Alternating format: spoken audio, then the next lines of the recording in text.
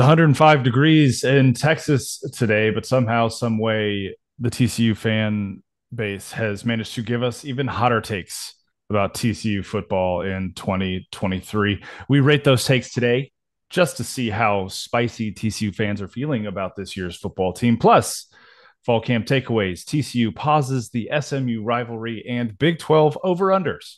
All that right now on Frogs Insider.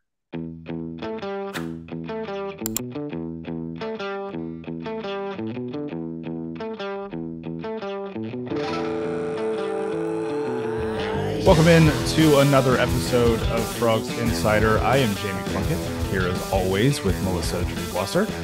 We are the TCU podcast for the Republic of Football Network and Dave Campbell's Texas Football. Got a little podcast business right at the top of the show. First and foremost, a big thank you to our sponsors, Hell's Half Acre Sporting Goods and Home Field Apparel.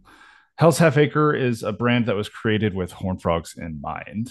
Each item sold makes a direct impact on TCU student athletes. So go to hellshalfacresg.com and check out all their TCU gear, from polos and shirts to headwear and home goods. Hell's Half Acre has all the TCU goods you need to get ready for game day. And Melissa, they just dropped their new TCU football polo. So cool. Last week. So cool. It looks great. So good. It will make the perfect game day polo for everyone this season. So hellshalfacresg.com. It's the place to go to grab your game day polo, your hat, and everything you need for your tailgate. Listen, I'm gonna jump on your read of Home Field Apparel because you just talked about a new drop for Hell's Half Acre. We love them. They're great. Home Field Apparel, by the time that you are listening to this, will have dropped the thing I've been waiting for so long, and the thing I cannot wait to drop an insane amount of money on, and that is a TCU bomber jacket.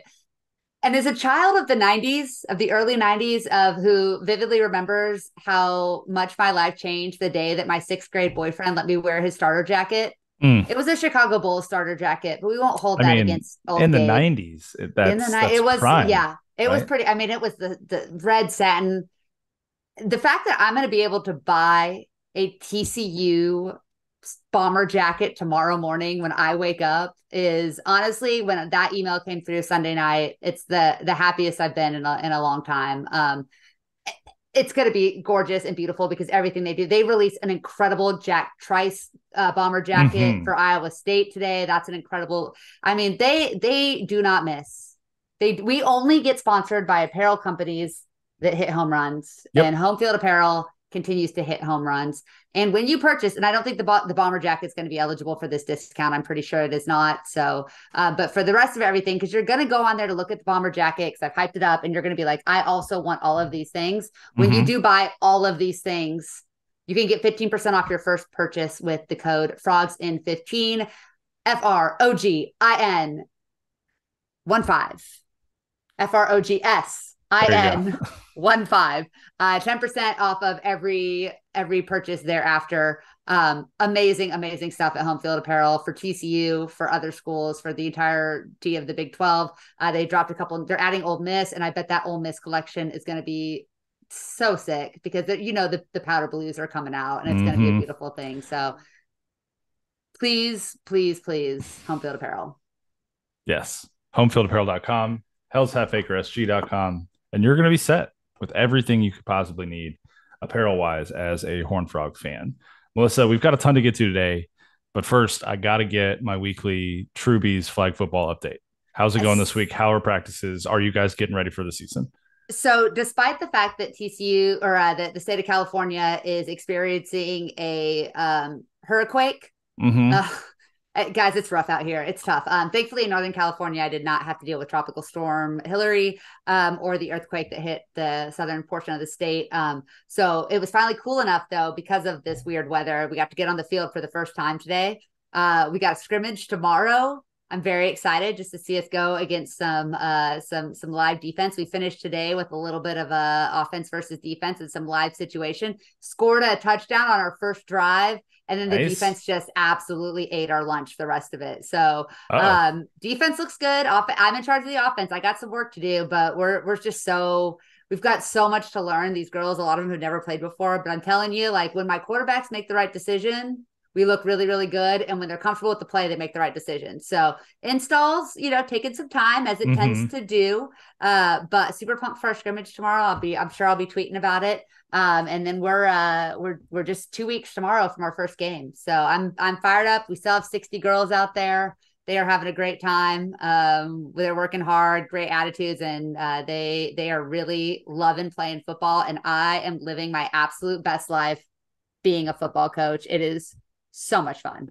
So much fun. 60 girls. There are no roster limits or anything on this? So we did this as a no-cut sport in year one because we had no idea what the turnout was going to be. I've got 25 varsity uniforms and the rest of them will be playing JV. So that's okay. and we won't dress everybody for JV every week. But I was supposed to narrow it down to 35 for tomorrow's scrimmage. And by the end of the day, I was just like, everybody wear a white t-shirt. I don't know if I'm going to get you all in, but they're making it really, really difficult on me, which I love, which is great. We got a lot of kids that can play. So good. Well, tomorrow's going to be fun. My quarterbacks have some growing to do. They've got the arms. They just got to learn how to make reads. That's the hardest part of the game. And it's hard to do that when you've been practicing in a gym for the first week of practice. So true.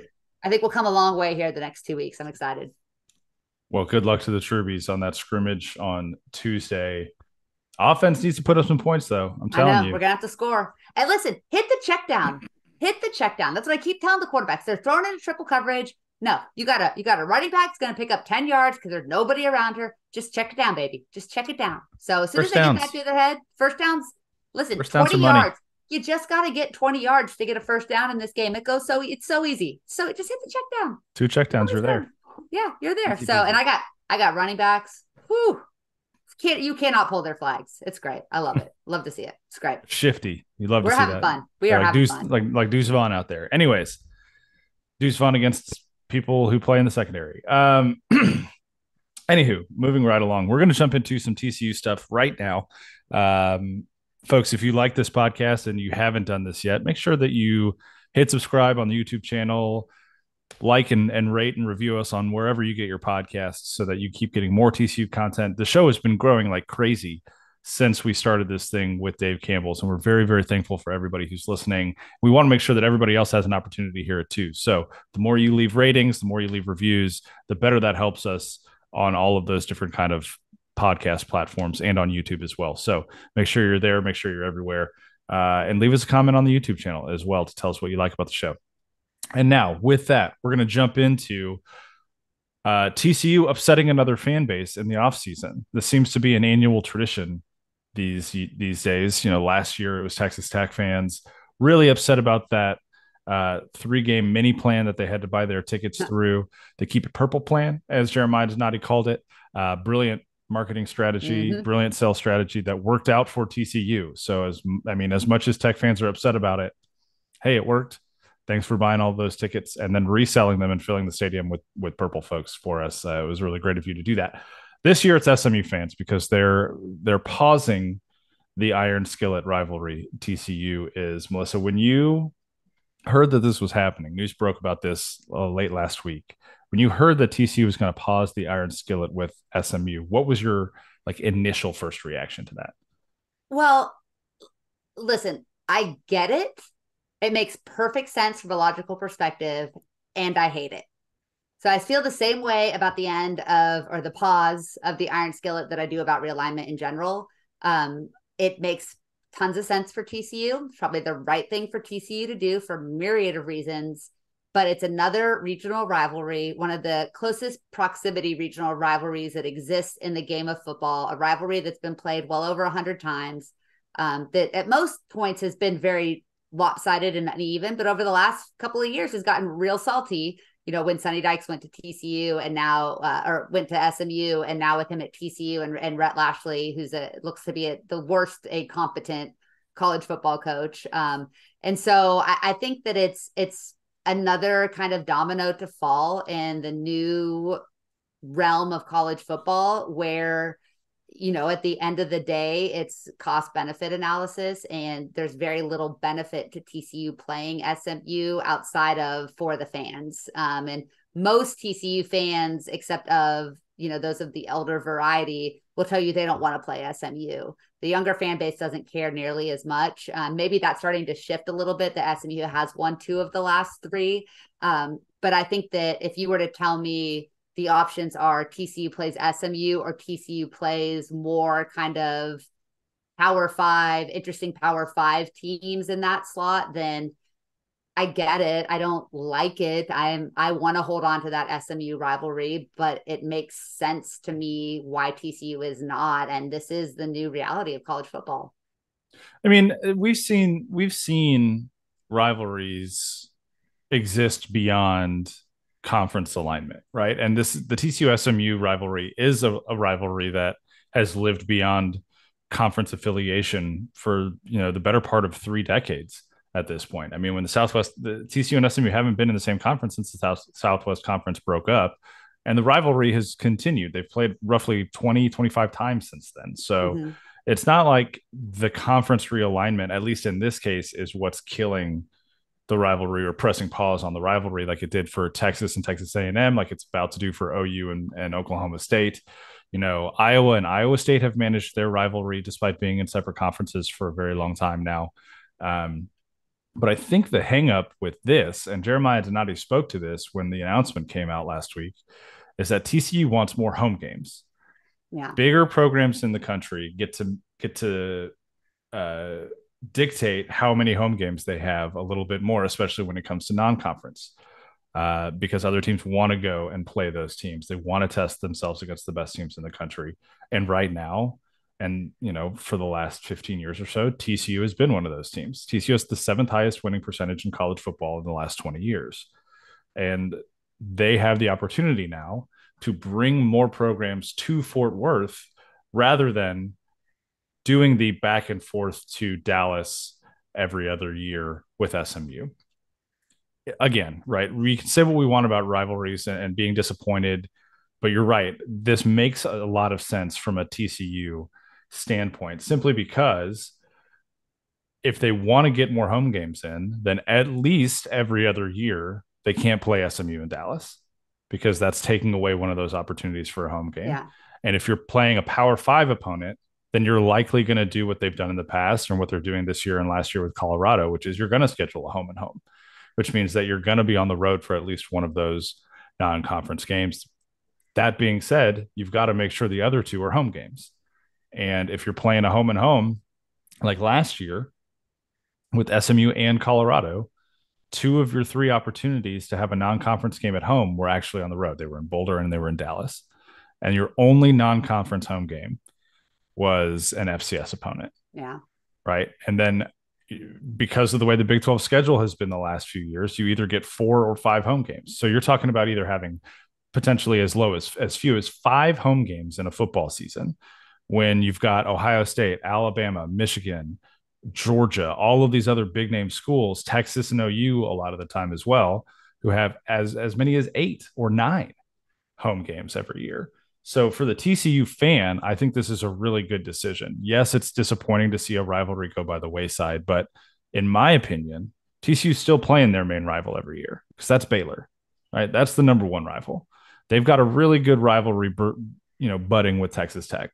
Yeah. They've got really cool opportunity to kind of renew a rivalry with Houston. They've got an opportunity to see some old Mountain West Conference faces now with BYU and Utah, right? Like TCU won't be lacking for meaningful games every single year, even if they don't go to Dallas every other year at this point. So I think that makes perfect sense. I guess the disappointing thing, and kind of listening to you talk through that, is now when you tell me SMU isn't going to be replaced, from what it sounds like logically, SMU isn't going to get replaced with a marquee game. SMU is going to get replaced with another, you teach Tennessee Martin or something. It's going to be another FCS or lower level FBS opponent to get that, home game where you don't have to make a return trip. And so you'll still have your one marquee out of conference, but your extra home game on those years. And I'm assuming that still once every 3 or 4 years, they're going to put in someone interesting or a neutral site game or something, but it's going to be another one of those kind of pay them to lose kind of games, body bag games, right? And so it's a home game, and that's great, but it's not a home game that's going to move the needle a whole lot for the fan base. And it's going to be one of those by the fourth quarter, everybody's back out at the tailgate. I don't know. I think there's a middle ground there, right? You don't have to play either Tennessee Martin or Ohio State, right? Yeah. You can schedule a 2-for-1 with Tulane. Yeah. You could do a 2-for-1 with Memphis, right? Those are fun games that are drivable for those fan bases that could come up here and get and have a fun time. TCU gives them one game in return for two coming to Fort Worth. That's not a bad deal for Tulane, who probably Yeah. wants to recruit in DFW a little bit more, or Memphis, who wants to do the same thing, right? Or you're talking about Tulsa. You're talking about, I don't know, there are a litany of AAC schools, Mountain West schools that would probably love to do a 2-for-1 with TCU. You know, get San Diego State in here a couple times. Some other schools like that. It's not just going to be an FCS game every single year, right? They're not going to schedule two of those. But it's also unreasonable, I think, to expect a top 5, top 15 team coming into Fort Worth every single year too. Yeah. There's got to be a little bit of middle ground there. And I think when you look at what they've already got on the docket through 2030, Yeah. it's pretty much all Power 5 teams. But you pair, you know, in 3 years from now, playing, I'm not looking at the schedules, Stanford with Yeah. a Tulane, like I just said, that's a pretty Yeah. fun non-conference slate of teams that are coming into Fort Worth that you don't normally get to see here. And then, yeah, you throw another Nichols or an ACU into that, Tarleton State, whoever as well, and you got your non-conference schedule. But I think there's a cool opportunity for some variety here with some teams that probably really want to get to Fort Worth to play some football. And I hope that's how it works out, because if you're telling me that that's going to be the trade-off, that's certainly livable. And like you said, there are some great, I mean, we played Purdue for that second half of that home and home in like 2047. We won't like college football. We played on the moon at that point. It's great. But yeah, you've got Stanford. I'll probably be dead. So who knows? I'm older than you. So God will, we'll find out. But you've got UNC with the home and home. You've got Duke. Now, again, all of these things could change as realignment, and like, yeah. God willing, Stanford has a football team in September of next year. I don't know. I don't know what conference they're going to be a part of. There's obviously still quite a few moving pieces, but yeah, if you've got an opportunity to get creative with the scheduling, and you would think that Jeremiah Donati and Sonny Dykes are going to prioritize those types of matchups. Don't tell the fan base you want to give them an extra home game and then give them two FCS schools. I don't think that's the plan whatsoever. And as long as that's not the case, then yeah, I mean, just give me something I can get excited about. If you're going to take away 100+ year old rivalry, one of the oldest rivalries, and one of the best trophies as far as getting turned into something funny on the internet, because the Skillet has been like, and credit to Sonny Dykes, he kind of started it, when he fried up those frog legs in that skillet a couple of years ago and really riled up the fan base. When this rivalry has been good, it's been fun. The problem is it just hasn't consistently been good over the last 25 years. It's because SMU has been garbage for most of it. Yes, it's true. SMU has been very bad. We can't overstate that enough. They've been terrible, but at the same time, TCU and Baylor, like, to argue the other side, TCU and Baylor have both gone through seasons where they've played some awful football, and the other team has just destroyed them for lengthy periods of time. So, again, I understand both sides of the argument, and I understand the folks that are disappointed. I'm far less disappointed in losing the Iron Skillet than a lot of people, I think, but that's only really truly because in this day and age, whatever you have to do to continue to advance your program, whatever you have to do to maintain a reputation from a brand standpoint, whatever you have to do to maintain whatever it might be, so that the next iteration of realignment or the next iteration of a playoff or the next iteration of whatever college football looks like, TCU's on the inside looking out and not the other way around. Yeah. And if in this moment they think that more home games, better attended home games, and putting your foot forward in that way does that, then do it. Just do it. And so I'm glad they're making that decision. As hard of a decision as it might have been, it was the right one for TCU right now. Hey, speaking of hard decisions, depth chart's really taken shape over there at fall camp. I know you've had an opportunity to be out there a couple of times. In browsing the show notes here, you have piqued my interest with the use of the word creative in describing the run game and the pass game. And then in quotes, very creative pass game. No better descriptor for no better adjective than very, right? So anywho, yes, I've been out at fall camp for the last couple of weeks. Had a chance to see a lot of what's going on out there. This past Sunday was the final fall camp that was open to media. It was a shorter practice. It was 14 periods, but because it was the last one, they just kind of let us hang out the whole time instead of leaving after the first hour, which had been Nice. the case. Yeah. Which meant that we got to see all 3 team sessions for practice. And I mean, I'm not going to give away any company secrets or anything like that because I like going back to practices and that kind of thing. But I will say that what Kendall Briles is doing with the offense is very creative, and I think TCU fans are going to be extremely pleased with how the offense looks starting in week 1 with against Colorado. The amount of talent on the offensive side of the ball is really starting to stand out. They've made a ton of progress over the last 2.5 weeks of fall camp simply because they've been able to go a little bit faster than they did during spring. You know, spring install was, hey, here are the basics of everything. Here's the foundation of what this offense is. And it was a lot of guys going through the motions, but also thinking a lot as they were going throughout things. We got to talk to JP Richardson a couple practices ago, and he said something along those lines as far as, you know, this fall we're going a lot faster. The tempo has picked up even more than it has from spring because we're not thinking as much. We're just running the plays now. And I think we saw that especially this last week because the first week and a half, the defense got the better of the offense hands down. Like the defense was winning every single day. And the last week and a half, it hasn't quite been the case. You know, it's on Sunday. You're giving me some hope for my offense right now. Look, Jamie. I'm telling you, progress happens in, you know, increments, and it's not gonna happen all overnight at once. And you know, Sunday morning, that first team period, like the second play, Chandler hits JP Richardson on this deep over the middle route, and Richardson catches it perfectly in stride, beats the safety, and is gone. Fully gone. And it was perfectly executed. The defense was in good position to make the play. JP and Chandler just made a better play.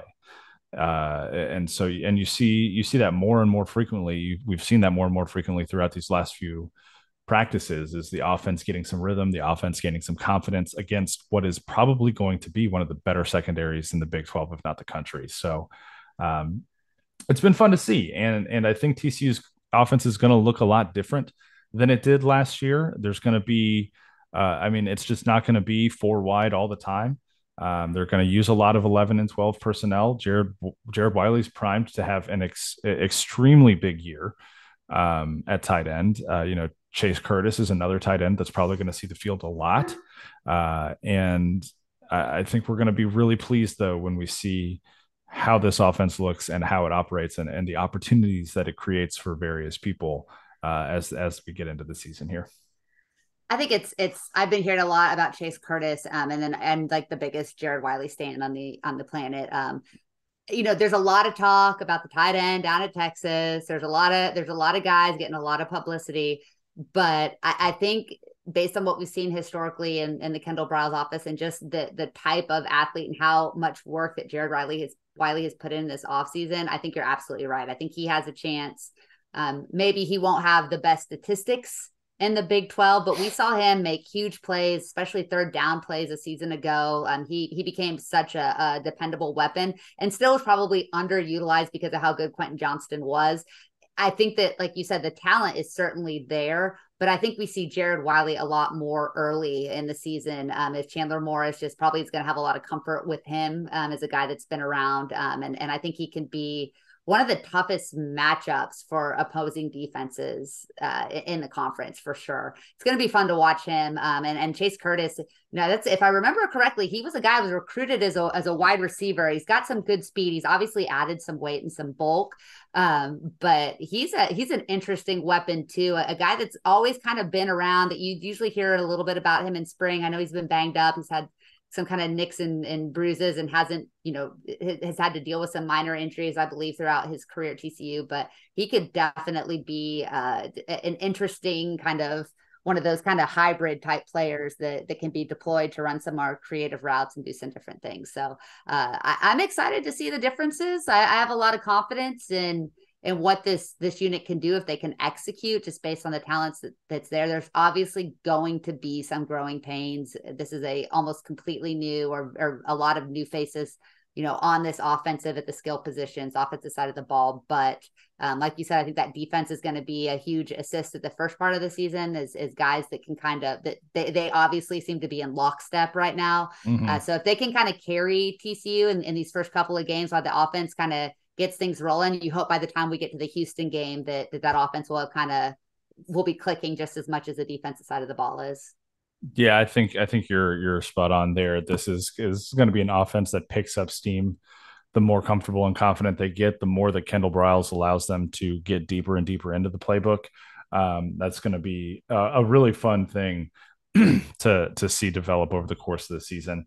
And TCU fans are going to be really pleased with what they see, I believe, on that side of the ball. But like you mentioned, the defense is the side of the football that's primed to start the season on a really good note. They're returning 7 starters off of this defense from a year ago. It's a year 2 under Joe Gillespie as the defensive coordinator. And when we talked to Johnny Hodges earlier this fall camp, asked him kind of what the biggest difference was between year 1 and year 2 of being in the defense. And he said, it's going to be even faster than it was last year. They have a little bit more of an understanding of how other offenses can take advantage of their defense, and so how they read plays and how they react to things. And he came off as incredibly confident that the defense was going to take another step forward this year, just like they did last year.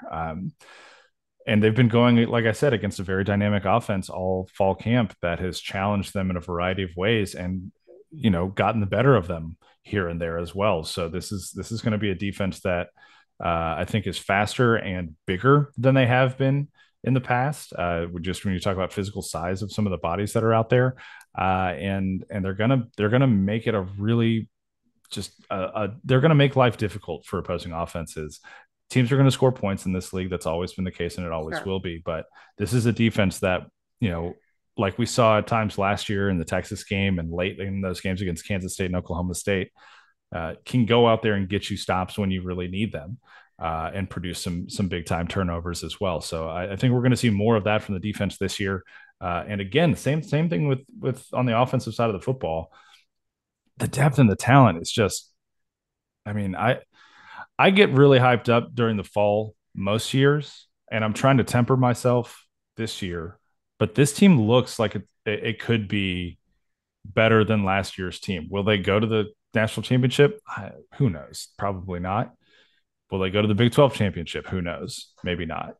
But I think that we are watching a team.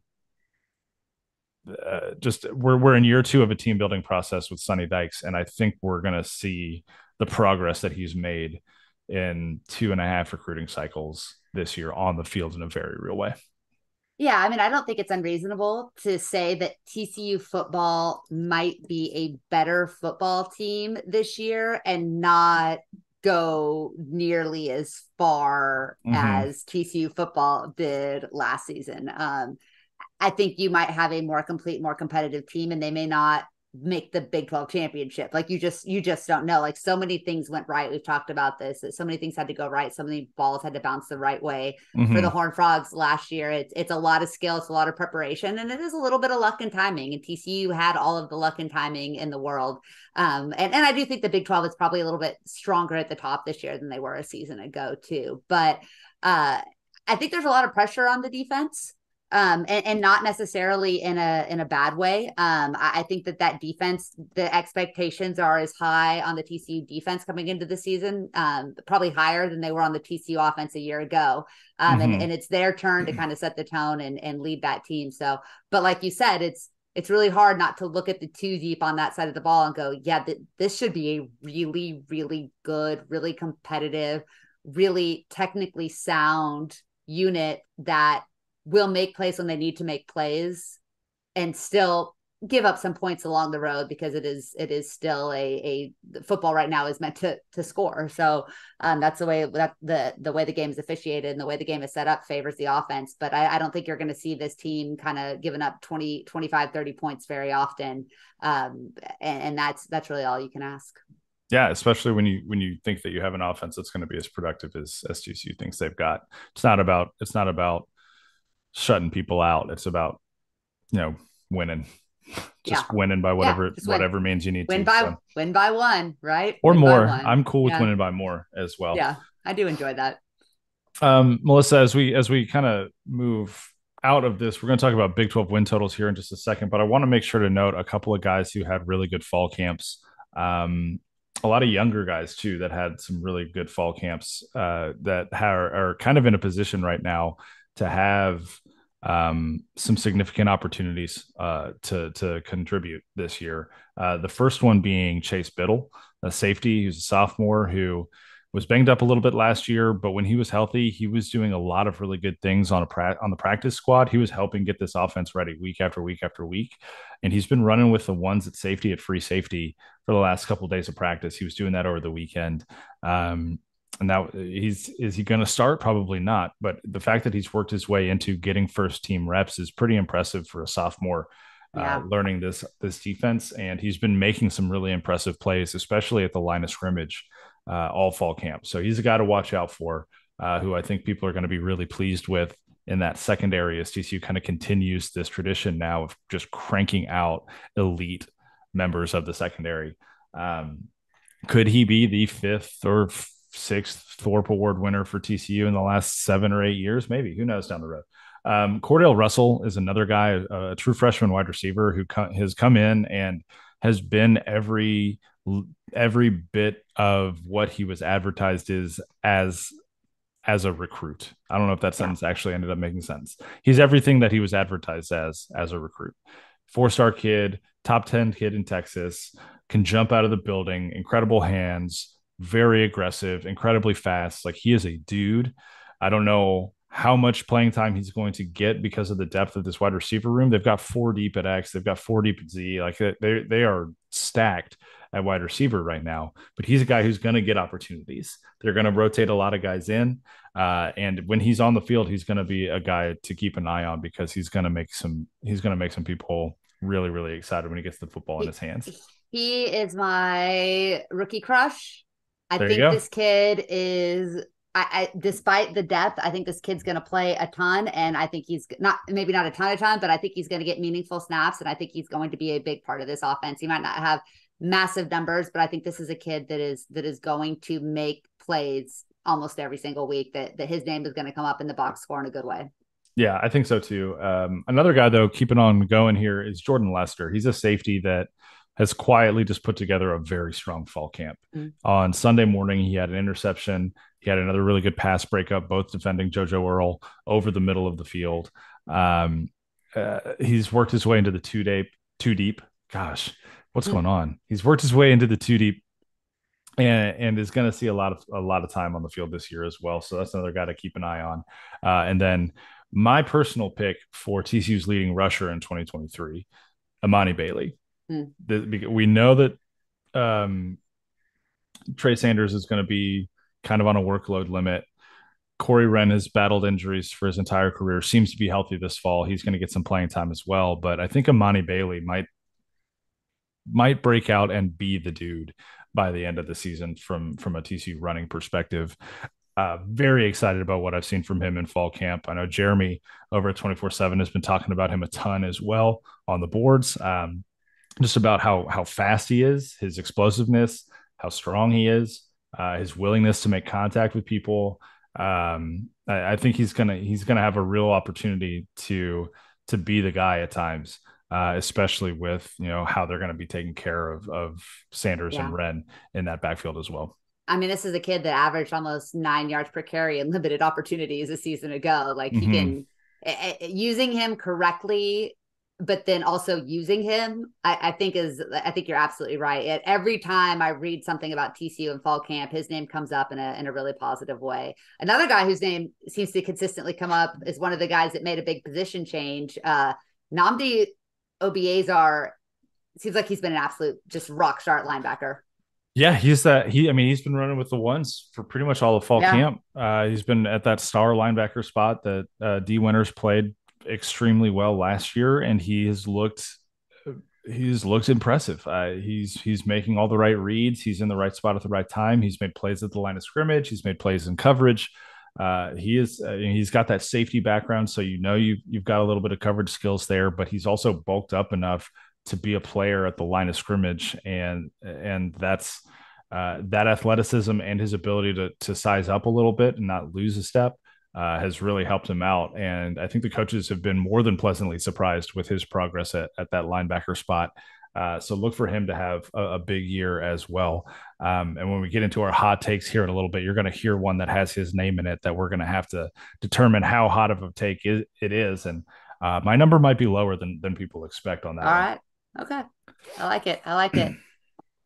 All right, Melissa. So I got a little game for us here Okay. I like games. before we get into the hot takes. Okay.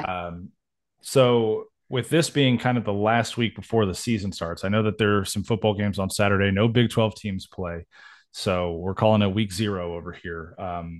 But after that, football is in full swing, starting the weekend of September 2nd. And so what I want to do is I want to take all of the win totals from the Big 12, and I want us to go with a prediction over or under those win totals.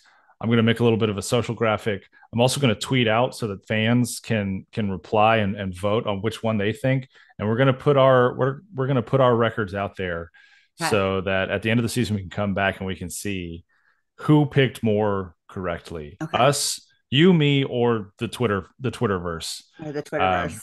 And we're not we are not doing the math on this. Like, we're not going to say what's like physiologically, mathematically possible in these. We're just going gut instinct. I'm not, I don't have the brain power at this point in the day to actually figure out if I say everybody's an over, I'm sorry. I've said everybody's an over. Deal with it. There you go. So as we go through this, we kind of make notes in our doc here about who picks who. But let's start with BYU, one of the new members for the Big 12 this year. Their over-under is set at 4.5, Melissa. 4.5. 4.5. Yeah, do you have the Cougs going over or under? I think they can get to 5. I'm going to go over. I think so too. I'm also taking the over simply because looking at their schedule, right? Yeah. Sam Houston, Southern Utah. I'm going to assume that West Virginia and Iowa State are both wins for them as well this year. That gets you to 4. Can you find a 5th somewhere? Probably Cincinnati, right? That's what I was thinking too. They get Cincy at home. They get Iowa State at home. Mm-hmm. So I'm taking the over, and you're taking the over on that one. Yep. Okay. All right. This is already not going well for me. Okay. This is so great. All right. Kansas State. Awesome. Kansas State is set at 7.5. Melissa, over or under on Kansas State this year? I'm going to go over. I think they make the Big 12 championship. I think they're probably right in that 8 to 9 win range. So I'm going to take the over. All right. Well, this is really boring so far because I'm also taking the over. But when you look at their schedule, they have an easy schedule. They got a pretty easy schedule. They've got a pretty really easy good schedule this year. I mean, non-conference is Southeastern Missouri and Troy. And Mizzou, who they're probably going to end up beating as well. Then they get Central Florida and Oklahoma State, 2 teams that you don't really know what they're going to be quite yet this year. We know kind of what Kansas State is going to be.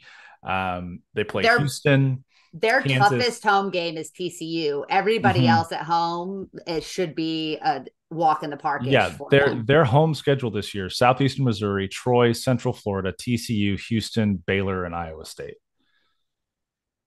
Yeah, I mean they should be favored. They should be favored in every single one of those home games. Yeah, they're probably going to beat Kansas, and they're going to beat Missouri and Oklahoma State on the road, which I think gets them to 8 or 9. I'm taking the over on this one easy. Yeah. Okay.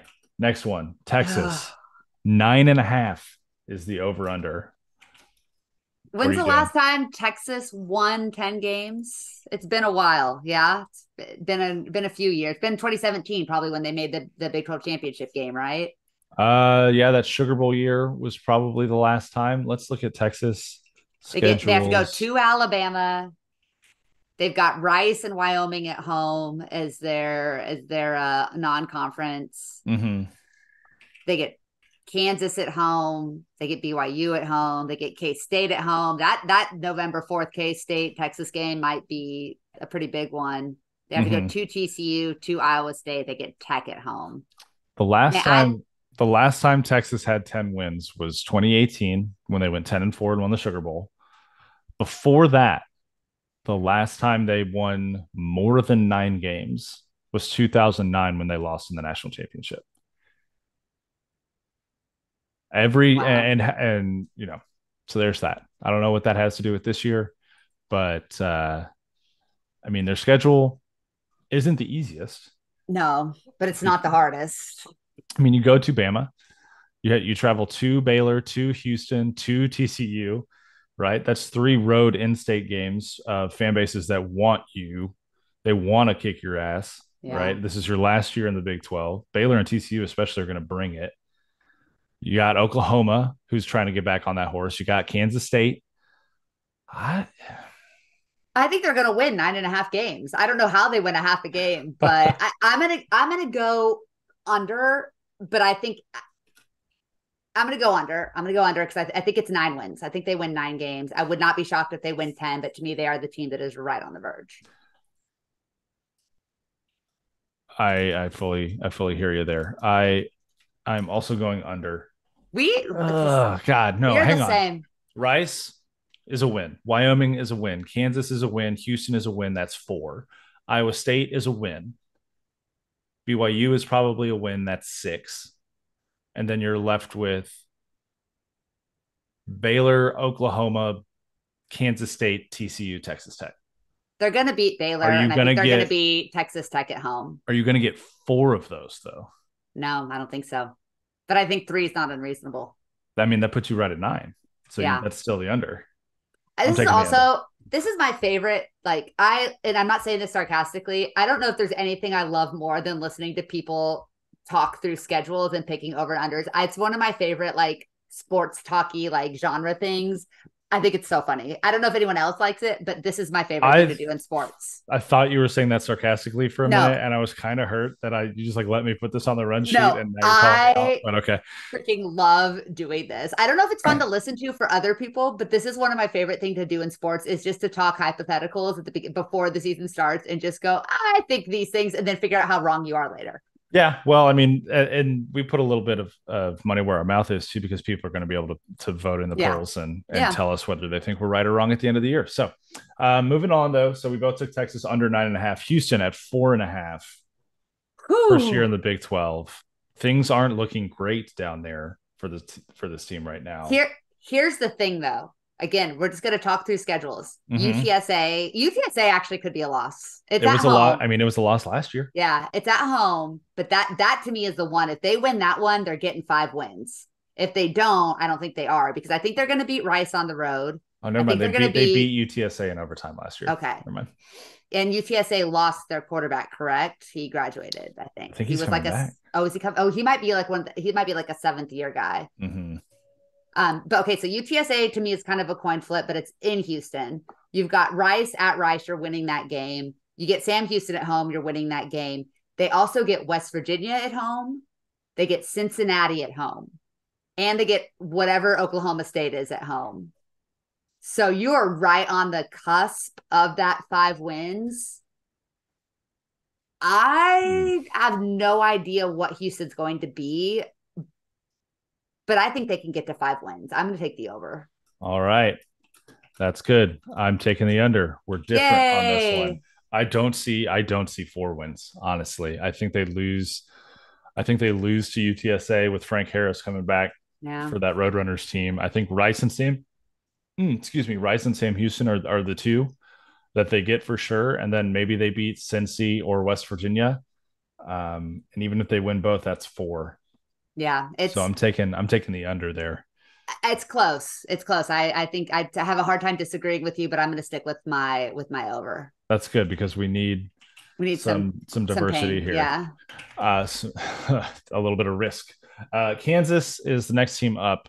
5.5 is their win total this year. They won 6 last year for the first time in God knows how long since their Orange Bowl team, I think. Um, I are am they going to get to 6 again this year? I am very confidently picking the over. Okay. Very confidently pick. This is a absolutely going to be a bowl team again. I don't think they They've are. got I'm taking the under. Okay, so they get Missouri State at home. They get Illinois at home. Illinois is feisty, but I think they're going to beat them at home. They go to Nevada. They're going to have no problem. They get BYU at home. They get at the road in Cincinnati, at the road at Iowa State. Those are both going to be kind of toss ups. The one to be that's going to be the make or break for them is they get UCF at home.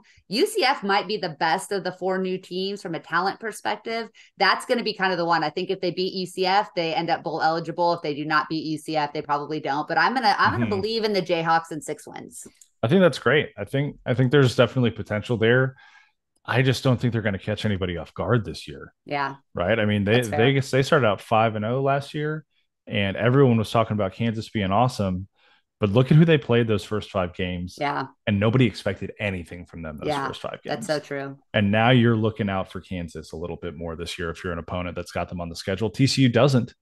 Fun fact this year have Kansas on the schedule, so they will not be playing the Jayhawks. I think they go under though. I don't think they get to 6, and I think they miss a bowl game, uh, which has been more common than not for them this past decade or so. Next up, Central Florida, the Yeah, this is Knights. bold. This is a The Knights, bold over under. 6.5. Are they going to get to 7, Melissa? Ooh, this is the same thing. I think it comes down to that Kansas game. If they go into Lawrence and win, I think they can clear 7. Mm-hmm. But this schedule is not a walk in the park here. It's not brutal. They have to go to Cincinnati, but that's probably a win. They get West Virginia at home. That's probably a win. They get Baylor at home. That could be a fun game, but they should win. They're 3 non-conference: Kent State at home, at Boise State, Villanova at home. I think all 3 of those are wins. They are right on the cusp, but I got to find 4 wins in Big 12 play. Mm-hmm. I'm going to go under. Really? Okay. I'm going to go under. I'm going I over. do think they could be really good, but Mm-hmm. I don't know. I think there's an adjustment here. I think they barely get to 6. I'm going over because they get here are their 4 Big 12 wins. I'll tell you right now: Kansas, West Virginia, Cincinnati, and Houston. Okay, so this Kansas Those UCF game, you and I are gonna have to have like a I'm little side bet on this one. very I think. excited, very Yeah, excited for that game, October 7th. Mark it down. I'm also super excited to see Central Florida play Kansas State that second sure, to last could weekend be fun. in September. That'll give us a really good barometer of where Yeah, Central Florida stacks up with some of the better teams in the conference. Yeah, but I think 3-0 in the non-con, and then you've got four really winnable games, and they can probably rise up and beat an Oklahoma State. That game's in Orlando. Baylor's in Orlando as well. Like they could get to 8, maybe 9. yeah, I think that this is a really good schedule for them this year. A lot of their road games are a little bit lighter, right? Kansas is at Kansas, Cincy's at Cincy. This is a takeable schedule year one for the Knots if they're doing here's their space stuff. here's the thing: Oklahoma at 9.5. Did anybody watch Oklahoma play last year? 9.5. Like I see a world where they get to 9. I think that's a possibility. But does anybody think that they're going to win 10 games? I mean, have you seen the schedule? It's one of the softest schedules in the Big 12 this It year. is, but I still don't see 10 wins on that schedule. I am taking the under, and I think they could get to 9. I don't think 9 is unreasonable whatsoever, but I don't see them get to 10. I could see them getting there. Let me talk you through how. I haven't made my Okay. decision yet on what I'm saying over or under. Okay. Arkansas State, SMU, Tulsa, 3-0. Wins.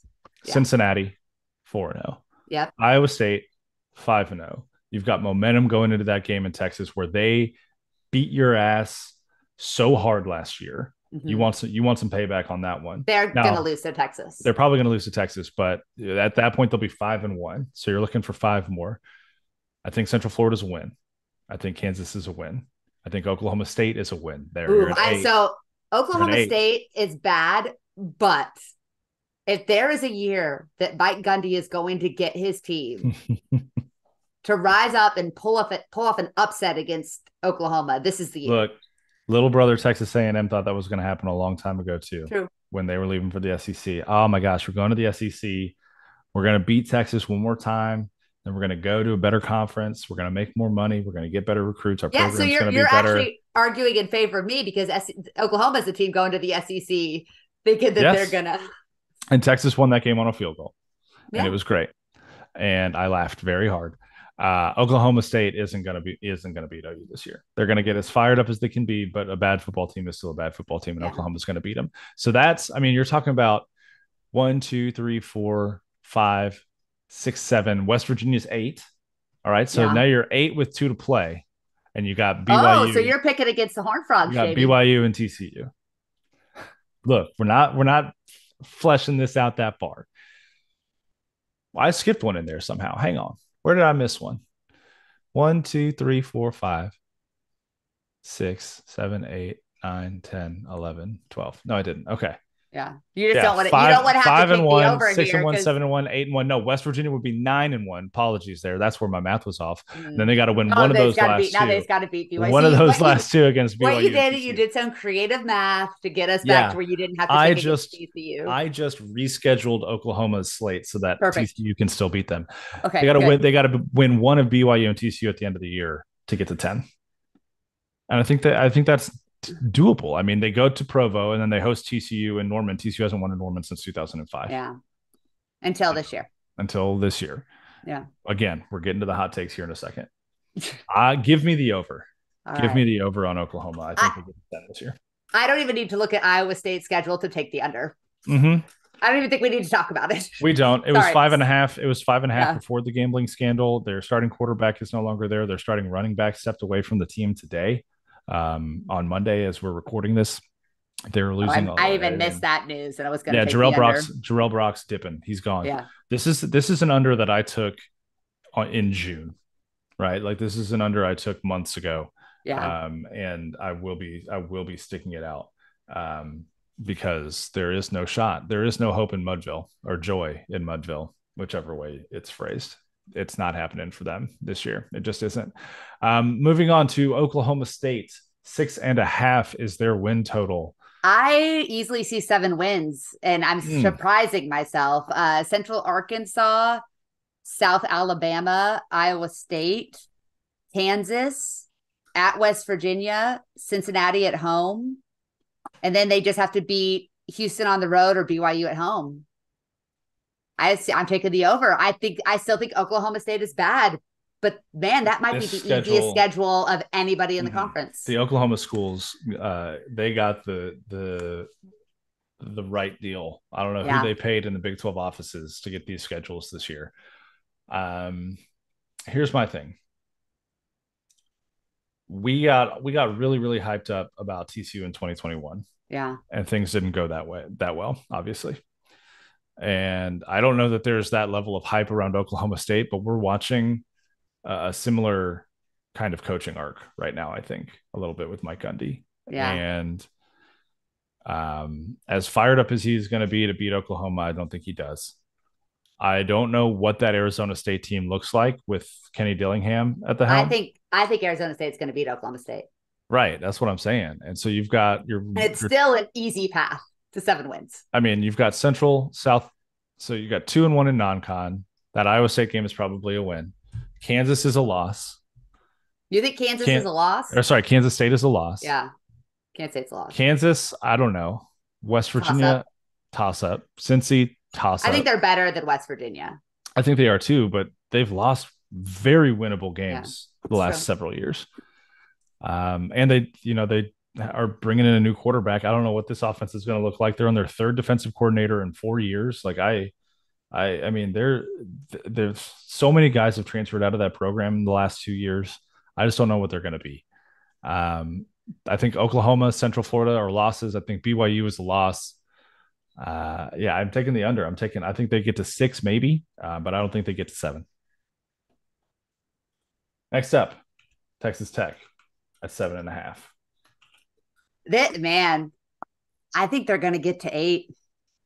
I need to look at the schedule. I'm going to go Talk over. talk talk me through why. At Wyoming is a win. Oregon at home is a loss. Tarleton at home is a win. At West Virginia is a win. That's 3. Houston at home is a win. That's 4. At Baylor to me is the toss up, or that's a neutral site game, isn't it? That's is the Butt Bowl. No, it's in Waco. Mm-hmm. That's a toss up, but I think Texas Tech is probably better than them. They're going to lose to Kansas State at home. They're probably going to win at BYU. TCU at Tech to me is kind of a toss up game because it's in Lubbock and it's a Thursday night and weird stuff happens. And I'm honestly not sure which of these two teams is going to be better by that point in the season. I want to say TCU, but you go to Kansas, they might be playing for some real things there. I think Tech is better than Kansas.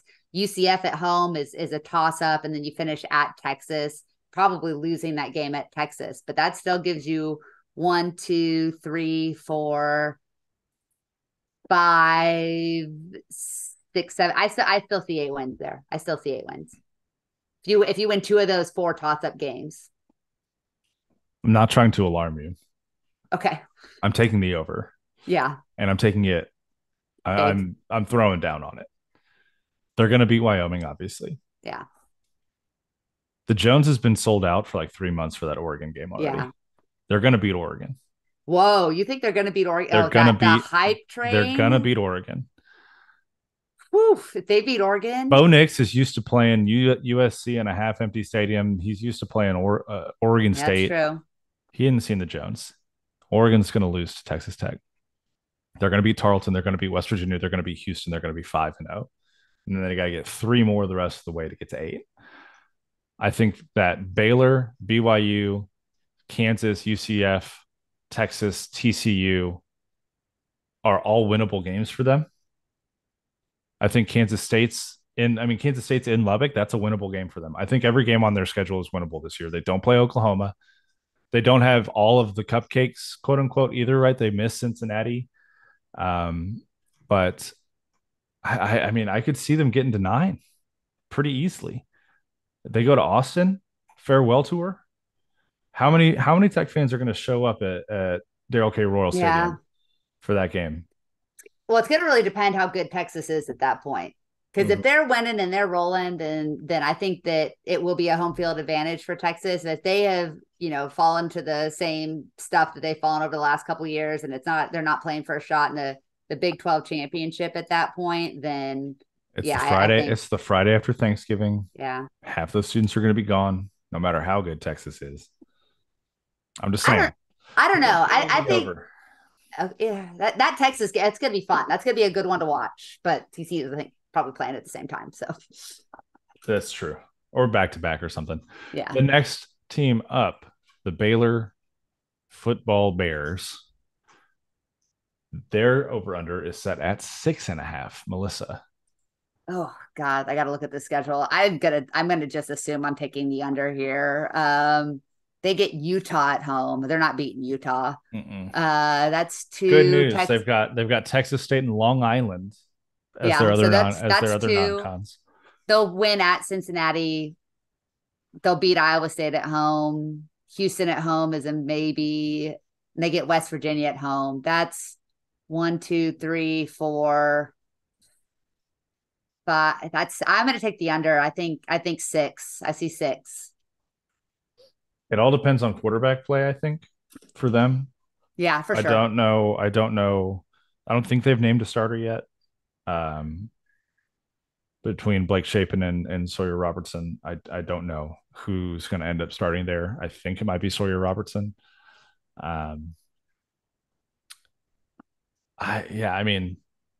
Texas, Long Island are wins. Texas State, Long Island are wins. I'm taking the under on this as well. They got a tougher schedule. I mean, this is going to be kind of the new debate in this new Big 12 conference, right? Is who misses who in any given year, or who gets who this year? Like, who has the softer schedule? And Baylor, just for kind of where their program is positioned right now. I mean, they got this trio of Cincinnati, Iowa State, and Houston back to back to back in late October, early November, which will be nice, right? That hopefully at that point in the season will be a little bit of a reprieve. But I mean, they finish. I mean, it's Kansas State and TCU back to back Yeah. weeks after that. They Yeah. got to go to Manhattan and to Fort Worth. And then, I mean, you get West Virginia to end the season, but what kind of shape are you going to be in at that point, right? And so, I mean, I think they get to 6. I don't know that they get to 7, and so I'm taking the under. Yeah. All right. I don't know that West Virginia gets to 3. I am Okay. hammering the under on the next 2 teams. I don't see 5.5. I don't see 5 wins for West Virginia whatsoever. You don't see 5 for West Virginia? Nope. I don't see Let me look 5 at for their Cincinnati schedule. either. I'm looking at their schedule. This is the longest loading screen of all time. Why are you doing this to me? WV Sports. Thank you for finishing that. Okay. Yeah, they start out at Penn State, right? So Yeah, they're that's not going to be winning that. fun. They play Duchesne. Probably win that one. That's a winnable.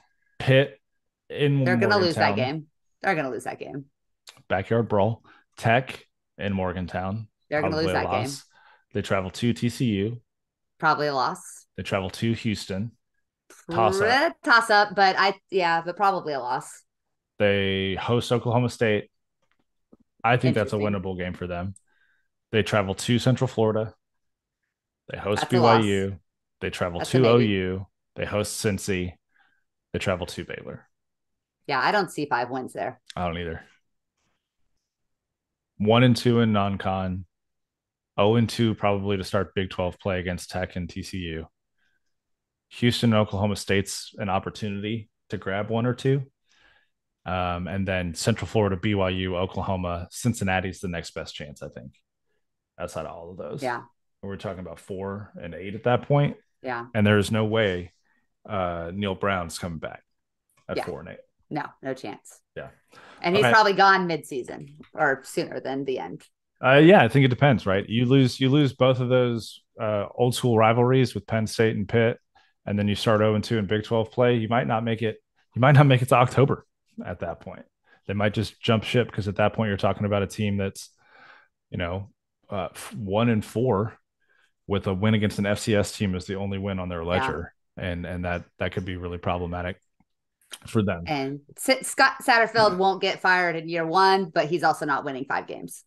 No, I don't think he is. I think his schedule doesn't set up very nicely for him in his debut season for Cincinnati. Their over-under is also 5.5. Eastern Kentucky, Pitt, and Miami of Ohio are their non-cons.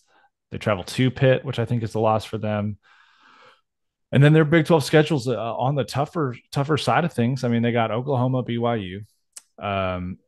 Iowa State and Baylor are both at home at Nippert. They go to Oklahoma State. They get UCF. They get Houston. They get what? Actually, no, this is an easy schedule outside of OU. I still don't think they can get 5 wins.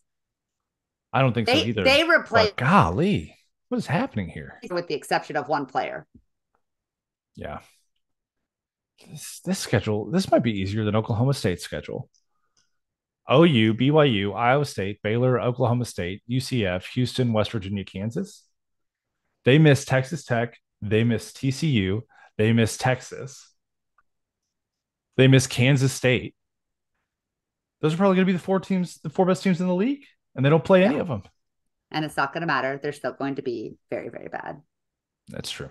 Yeah, under. And then just for fun, even though they're not a Big 12 opponent yet, Colorado is 3.5, Melissa. Give me Colorado. I mean, it's a tough call, but I'm going to take the under. I would not be shocked at all if they won 4 games, but I'm going to go with 3. I don't see 4 wins. I see at best 1-4 to start the season. TCU, Nebraska, Colorado State, Oregon, USC. Yeah. Good luck.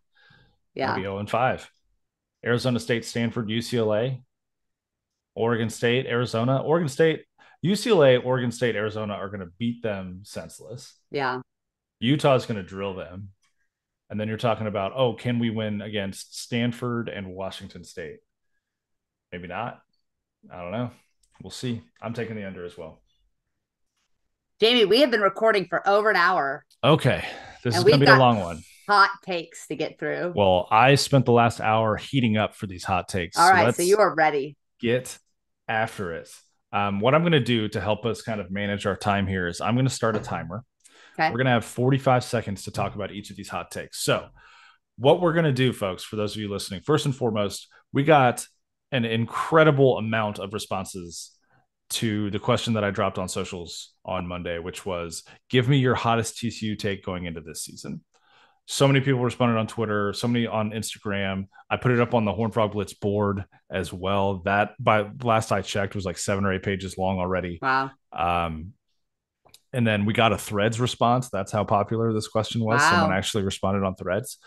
So I did not pull all roughly 200 responses for us to go through here. I culled it down to about 46. If you hear one that's kind of like yours, I probably lumped it in with that one and kind of grouped it together. I didn't do the same kind of grouping that I did for the questions that we did a couple weeks ago, but the same kind of thought process was behind it. Okay.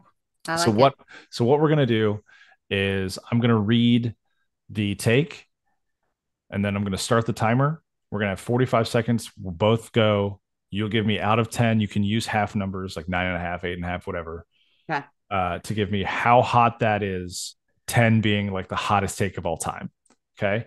And then go like a line or two about why you think the way you think about that take. Okay. We're not gonna need 45 seconds No, here. I we're think gonna we can fire this off in 20. We're gonna crank through these. We got 46. We got 45 football ones, and then someone I didn't clarify on Twitter apparently that it was a football thing, and so they gave me a basketball hot take. We're gonna hit it though. So here we go. Mike the Great on Twitter says Frogs dominate both OU and Texas in their farewell tour. Melissa. I'm going to give that a 7.25. I think it's pretty hot because those are the two teams expected with the 9.5 over-unders. And so those are teams expected to be good. Not only are you saying you're going to beat them, but dominate them. If that happens, TCU maybe is vying for a spot in the Final Four once again. I think TCU does beat both of these teams this year. So I'm going to lower my hot rating to like a 4 out of 10. Because I think that TCU gets Texas at home this year. They get it down Oklahoma and Norman with an opportunity to send them to the SEC with the loss. I think TCU gets both of those wins this year, 4 out of 10 for me. All right, next one. Pluto Brown. This is from 24/7 Horned Frog Blitz. Imani Bailey runs for 1,100 yards. Melissa. I'm going to give this an 8 because I just don't know that he's going to get enough carries to do so. I think if that happens, then something bad has happened in the running back room when we're dealing with injuries. If everybody's healthy, I think he'll have a big season, but I think 1,100 is a few too many. I agree. I'm going 8.5 on this one. Like I said earlier, I do think Imani Bailey is going to be the leading rusher when things are all said and done, but I don't think he gets to 1,100 yards. I'm not sure he gets to 800 yards this year, but I do think he will be the leading rusher. 8.5 out of 10 for me. All right.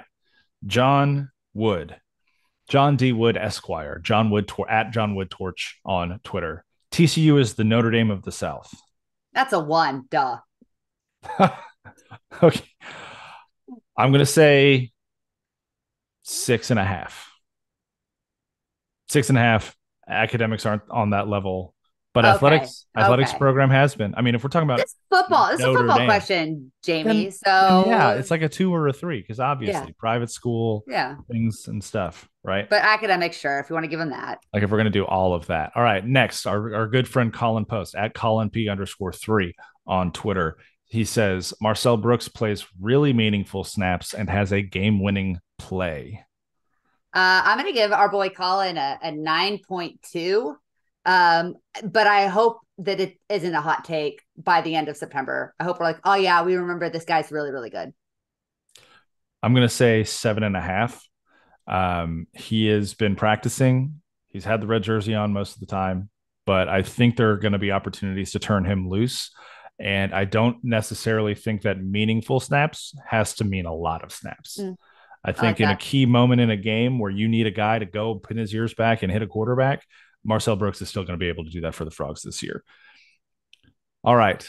WSJ Ryan, who was our response on Threads. Shout out to you, my guy. says TCU will beat Texas Tech, but lose to Kansas in the Big 12 championship.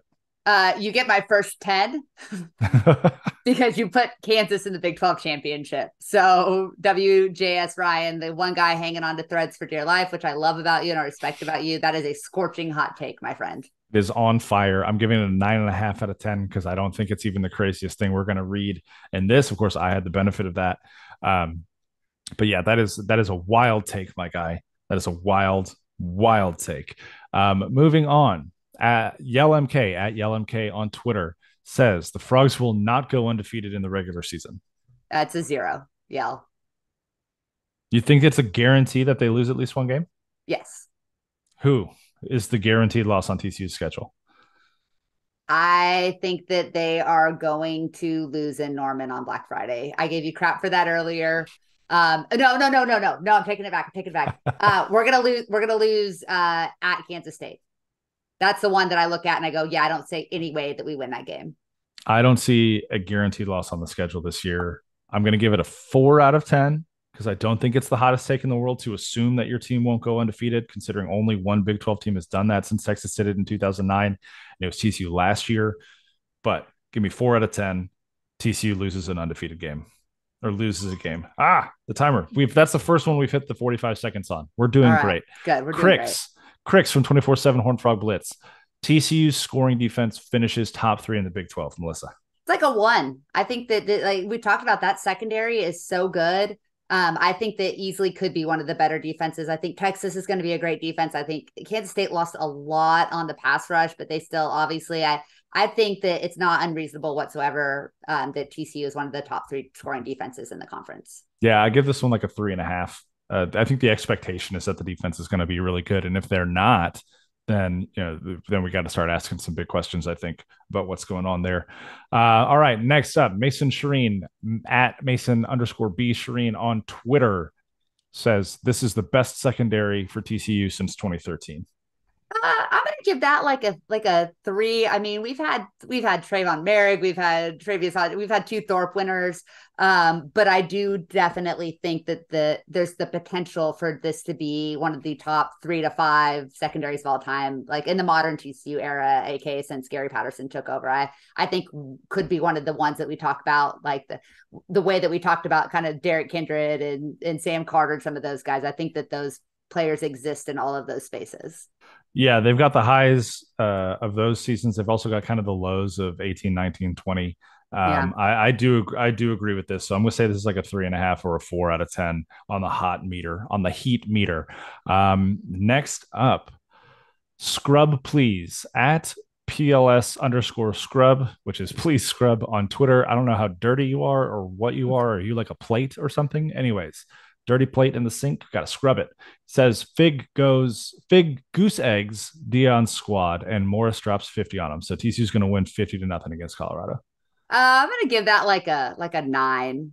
I think Dion's squad will show up. I think the one thing we know about Deion Sanders is like they aren't going to be as good as everybody, but they're not going to not show up. And I don't think TCU is going to be elite opening weekend to be able to beat a team 50-0. I would normally agree with you. I'm going to say that this one is a 6 out of 10. Okay. Simply because you're talking about an 11-1 Colorado team who saw 77 scholarship players turn over on the roster in the offseason. 1-11 Colorado, not 11-1. Did I say 11-1? Yep. Yeah, I meant the exact opposite of that. Okay. A 1-11 Colorado team that's got 77 new faces on the roster against a team that just went to the national championship, got humbled, and wants to start out hot. 6 out of 10. All right, I like it. Next up, all right, I want to preface this by saying a lot of you, far too many of you, are getting baited by this meme account on Twitter when they change their profile picture and start tweeting out fake real news. Okay, fake breaking news. Too many. Check the handles before you retweet stuff or react to stuff, folks, because this handle is at Horny McFrog. If you're getting baited by Horny McFrog on Twitter, you got to rethink a lot of things, folks. It's true. Horny McHornfrog says the Colorado game will be extremely close and ugly for TCU. We won't allow deep shots, but Sanders will expose our terrible run D all game. I'm going to give this like a 7.5.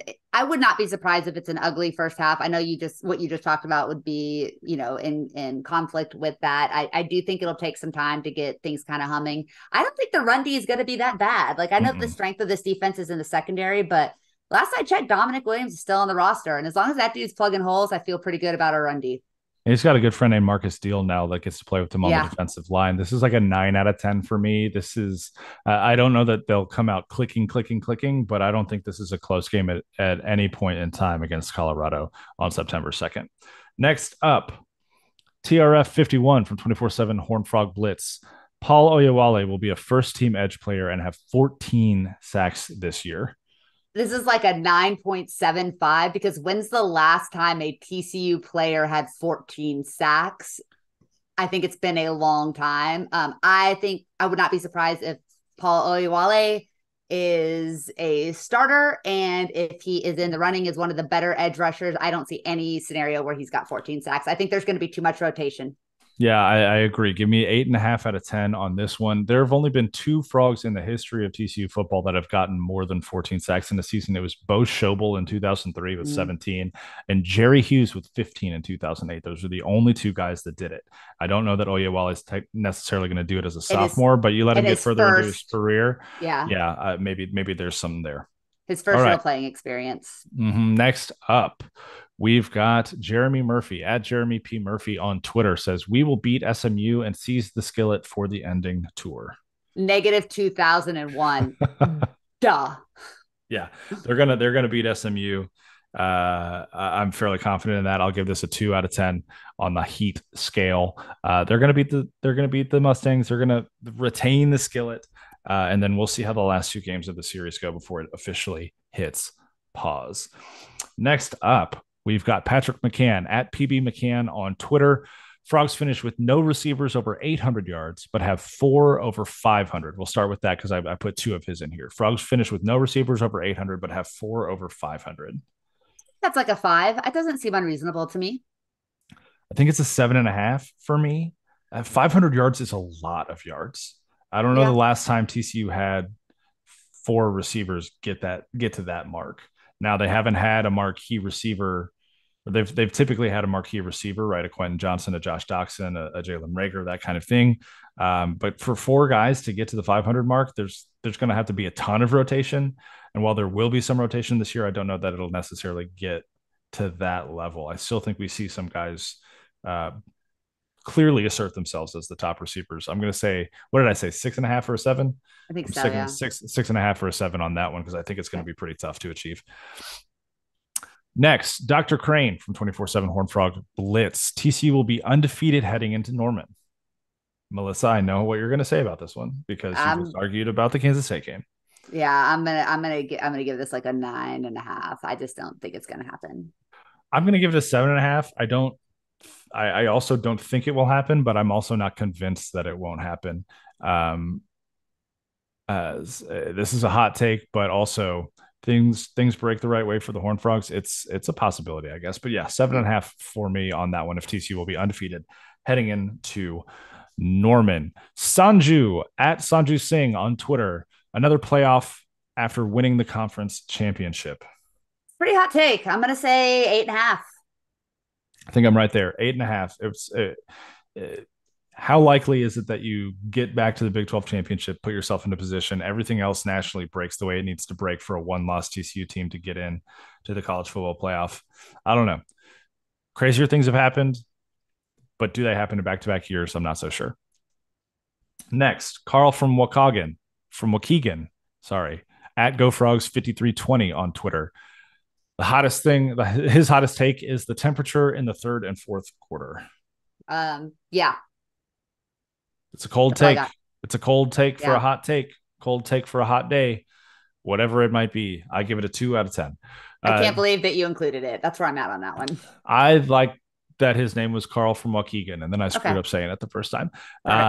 Next up, Jay Parker on 24/7 Horned Frog Blitz. And I need to say this, a caveat here. A lot of folks on HFB threw like 5 or 6 predictions in there into their posts. Several people on Twitter did this too. If you did that, I typically just snagged 1 or 2 of your bold takes just to try and allow space for other people to get their bold takes into because we're not hitting them all tonight. But Jay Parker, 24/7 Horn Frog Blitz said on the board, let's get spicy.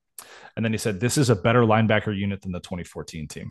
I'm going to give that like an 8.5 spicy, just because a lot of these guys haven't played a ton of football at this position, and it's still going to come down to the depth. I think the talent is there, but we're going to need to see. I mean, you're replacing pretty dang good player in D Winters. I have a lot of questions. I think that I would not be surprised. So maybe I should like lower it to like a 5.5, 6.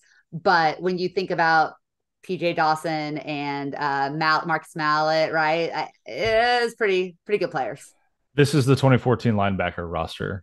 Jonathan Anderson, Ty Summers, Paul Whitmill, Paul Dawson, Marcus Mallet. Yeah, this is not. I'm gonna give this one. I'm gonna give this one a 9. Yeah, I love Jamoy Hodge, love Johnny Hodges. We'll see what Nnamdi Obiezor is. We'll see what Jonathan Bax is, but this one's a hot, spicy take in my opinion. Next up, Horned Up Frog at one Horned Up Frog on Twitter says Chandler Morris finishes with a better statistical season in all categories than Max.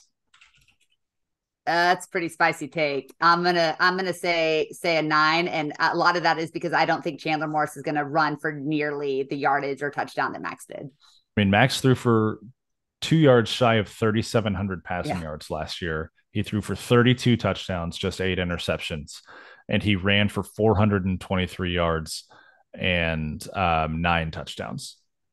So you're telling me that Chandler's going to get over 3,700 yards passing, more than 32 touchdowns passing, over 420 rushing yards, and double-digit rushing touchdowns. And this is a guy that has never played 3 games in a season.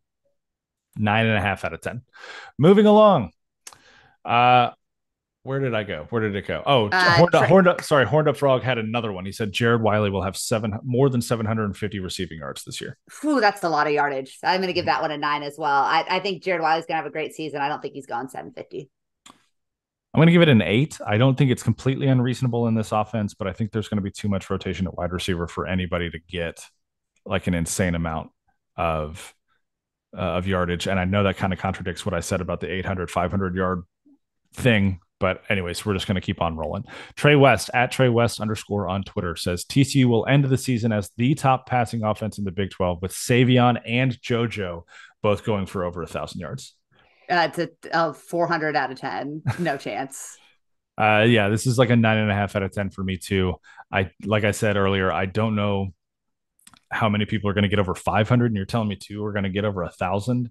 I just don't see that happening. I don't remember the last time TCU had 2,000-yard receivers in the same season, even in these high-octane offenses. I don't think Listenby and Doxson both got there in the same year in 14 or 15. Yeah. Definitely not 15 because they were both banged up. I don't think they did it in 14, and I don't think anybody did it in the Kenny Hill years either.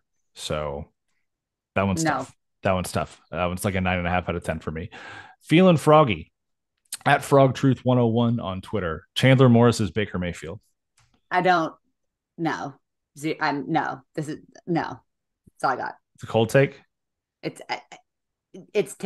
dumb. I don't like it. No offense to Feeling Froggy. No, he's not in any way, shape, or form. The end.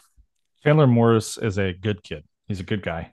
He's not going to grab his junk at the opposing sideline. He's not going to try and plant a flag in the middle of the field.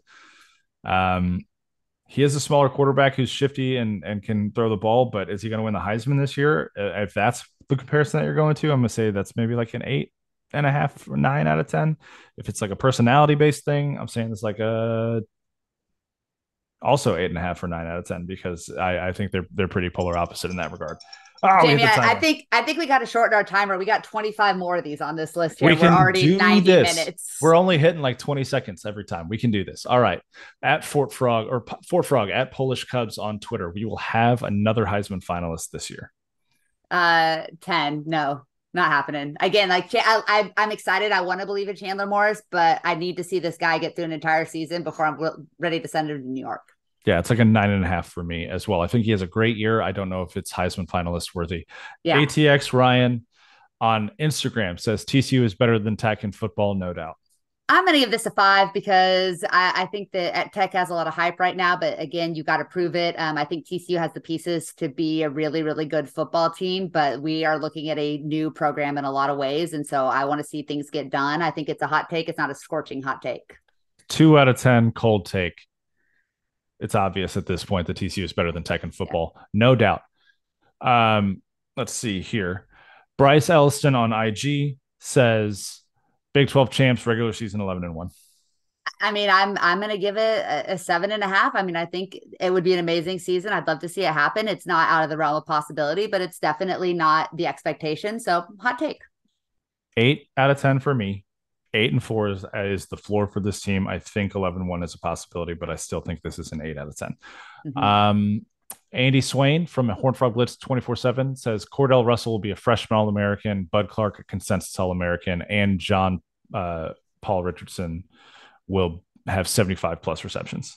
So Cordell Russell is my rookie crush. I don't think that's out of the realm of possibility. I'm a big believer in him. I think Bud Clark absolutely can be an All-American. JPR at 75 plus feels like a lot. I think he's going to be probably 50 to 65 is not unreasonable. I don't think I can sign off on 75. So I'm going to give this like a 7.5. Give me an 8 on this one for each of them individually. I think in his 1,000-yard receiving year last year, Quentin had like 55 receptions or 60 receptions. So 75 feels like a lot when they're going to rotate. Ludacliff on 24/7 and Horned Frog Blitz. He's also on Twitter, I believe under that same name, says Namdi Obiazor will lead the team in tackles. That's like a 4. I don't think that's that dude's just always around the football, right? He's Mm-hmm. always around the football. I think that's very reasonable. Yeah, I'm giving this a 5 out of 10. He's a level closer to the line of scrimmage now. You can assume he's going to make more plays out in the flats and up on the line. He's playing that D Winters position. D Winters led the team in tackles last year, I believe. I could be completely wrong on I think that. you're right. And so, yeah, I don't think this is a totally hot take. 5 out of 10. Next up, Swizzle714 from 24/7 Horned Frog Blitz says TCU plays in a New Year's Six Bowl. I think that's like a 6. Like I don't think it's out of the realm of possibility. I think that wouldn't be that unlikely. But I also wouldn't. I don't think again, it's not the expectation. I give this a 6.5 out of 10. Not the expectation, like you said, but is a realistic possibility. Master of Activities at JD Sailors on Twitter says this team is all around deeper and better than last year's team. I think it's deeper. 0 out of 10, 100%. I think there's more depth, but better. You're telling me that you've got better wide receivers than Quentin Johnston, Tay Barber, and Darius Davis. That you've got better running backs than Kendre Miller and Amari DeMarcado. That's really, and you've got a better quarterback than that Heisman runner-up. So deeper, I'm willing to say absolutely better. I'm gonna say like right now going into it, you got to give that like a 7.5, 8. I'm going to give the whole thing cumulatively a 6 out of 10 for all the reasons you listed. Moving on. Jen Buchan on 24/7 and Horned Frog Blitz says the wide receiver core is better than last year. Fewer big plays, but more efficient route running, hands, blocking, and depth. I'm going to give this a 4 for what I just talked about. Like, again, better is kind of the operative word here, but I completely agree. More efficient route running, better hands, better blocking, and deeper. I think those absolutely could be true. I agree as well. I think this is a 6 out of 10 for me, though, just because I don't know how proven all of this talent is versus last year's proven talent that graduated and went to the NFL. Next up, moving on to MT Frog 5 over at 24/7 Horned Frog Blitz. Hoover is a better quarterback than Sanders. I'm not sure who Sanders is. I'm assuming Shador at Colorado. Okay. I don't really know how to answer this. Okay. I'll give it a 4 out of 10. I don't think Sure. it's necessarily a hot take. I don't think we know enough about either quarterback to really make a ruling, though, at this point. Next, Angelos Frog, 24/7 Horned Frog Blitz. Also, TCU. I should add, like, Shador Sanders isn't a scrub. No, he's not. He's really talented. We'll see what he can do at the Power 5 level. Yeah, Josh Hoover has not thrown a pass in a college football game. True. It's true. Moving along, Angelos Frog, 24/7 Horned Frog Blitz. TCU leads the conference in interceptions on defense. like a 6. I think they were very opportunistic, very ball hockey last year, got a lot of interceptions late. Again, I don't know how many teams are going to be willing to throw at their best players. And so I think that it's not out of their own possibility, but some things will have to go right for the Horned Frogs. The deflection, interception, pick sixes last year were amazing. It doesn't happen often 2 years in a row.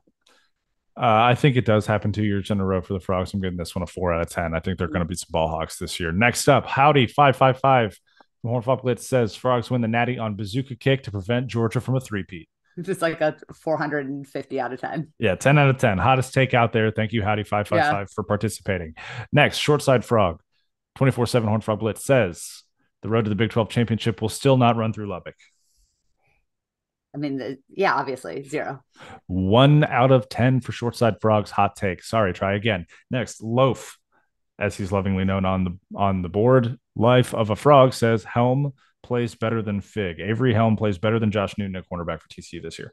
That's pretty spicy. Josh Newton has proven it. Avery Helm has a lot of the intangibles, the size, those types of things. But man, like I would go to war for Josh Newton. I'm not going to pick against him in anything. Yeah, I'm going to go 9.5 out of 10 on this one. This is one of the hottest takes, in my opinion. And it's not because I don't think Avery Helm is going to be a very good cornerback for TCU. I just think Josh Newton is that guy. Moving on, Mad Max at Mad Max Duggan on Twitter says TCU's defense finishes top 15 in the nation. Ooh, that's pretty spicy. I think it's possible, but I'm going to give that like an 8 out of 10. Yeah, I'm giving that one an 8.5 out of 10. That would be a massive leap from last year's defense to get to a top 15 defense in the country. Where are we? Where I lost me. There we go. Paul Giafroggi. I don't know if I said that right. I don't know if I put the inflection in the right spot. 24/7 Horned Frog Blitz. He says TCU is not undefeated going into Manhattan. We lose to BYU the week prior, but it ends up being our only regular season loss. We go on to win the conference, but are left out of the college football playoff due to 2 SEC teams getting in ahead of us. We play LSU in the Sugar Bowl.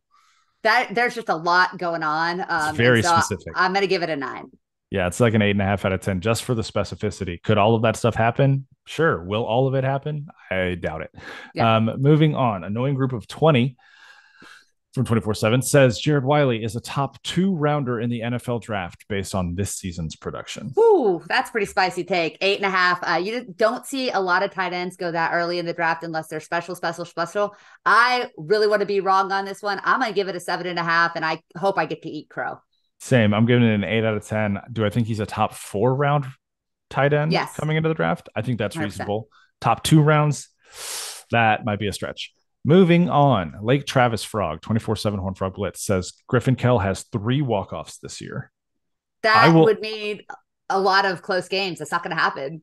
I will need blood pressure medicine if that's the case. Yeah. No, we won't survive. 8.5 out of 10 for me. Great. Jackson Hunt from 24/7 says Jonathan Bax will become a legend at TCU.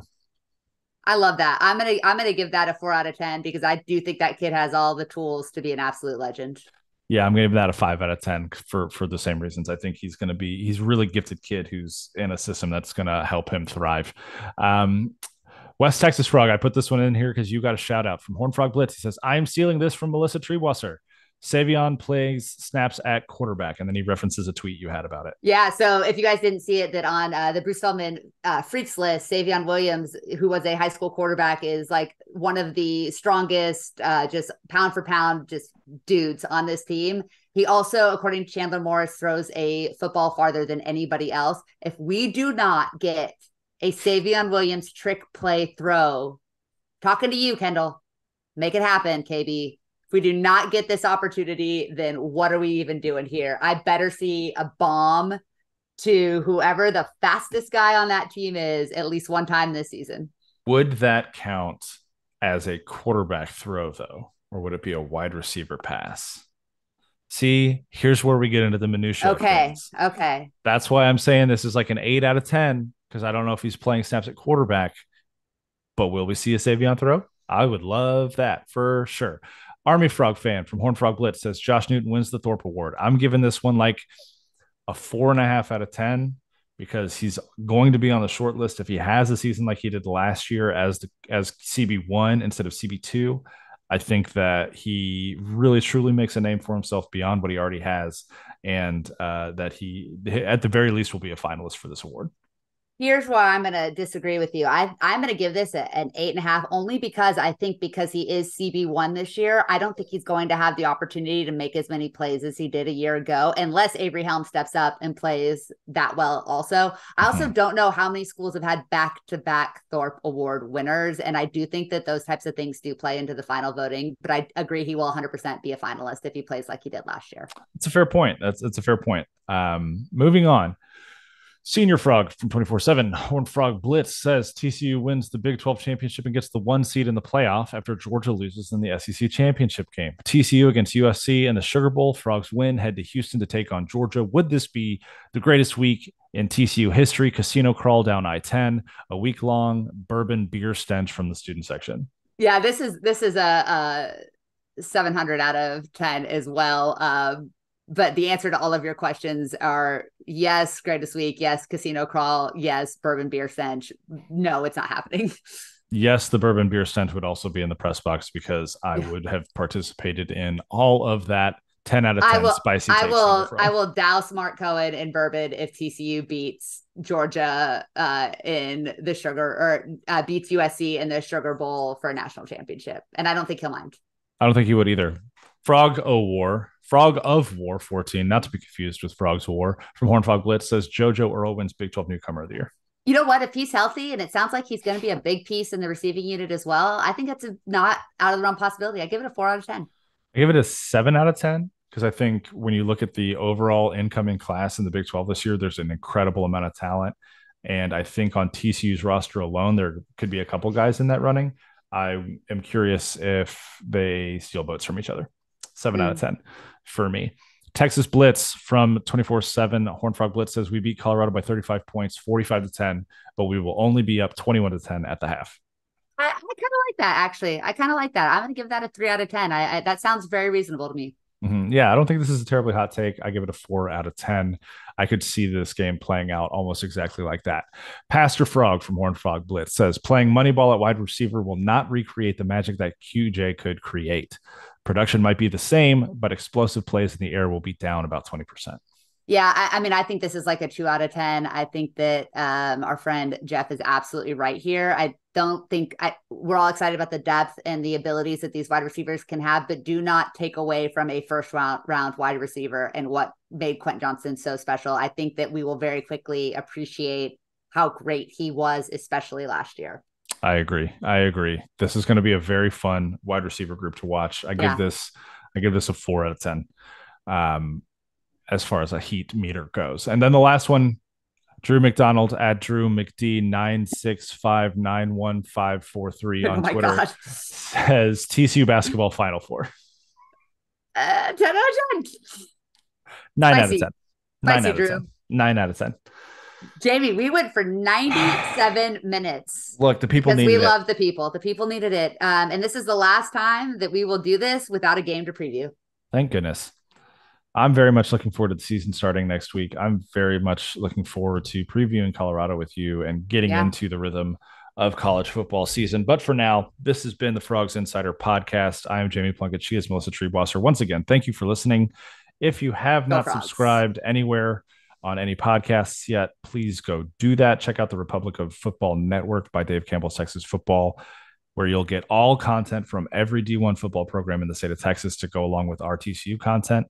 And hit up our YouTube page. Make sure you like and subscribe. Comment below the video. Let us know what you like about what we're doing with Frogs Insider. And then until next time. If you don't like something, tell it to JB and not me, because I'm sensitive. We all know this. And if you didn't get your prediction or hot take read on the show tonight, just tweet at us. We'll rate it right there on Twitter. 100%. If it's on the board, just bully me on the board. I'll give you a rating on the board as well. I'll try to jump into and make some comments on the board. You know, Melissa's gonna get active. So nice to me. People have been nice to me, or maybe because they haven't acknowledged me, which is also a win too. So maybe I'll jump in as well. We'll see. All right, folks, that'll do it for this time. We'll talk to you next time. Go Frogs.